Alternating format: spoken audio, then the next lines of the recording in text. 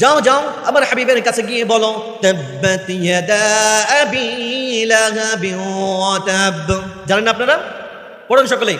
তাব্বাত ইয়াদা আবি লাহাবিন ওয়া তাব। ধ্বংস হোক আবু লাহাবের দুহাত এবং সে নিজেও ধ্বংস হয়ে যাক।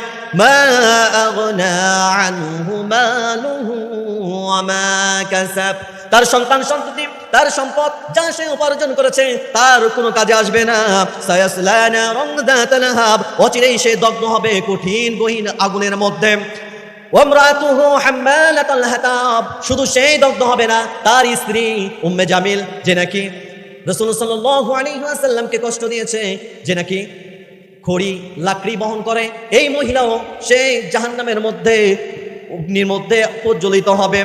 ফি জিদিহা হাবলুম মিন মাসাদ। তার গলায় রশি পেঁচিয়ে তাকে বাঁধা হবে। জোরে বলুন আল্লাহু আকবার।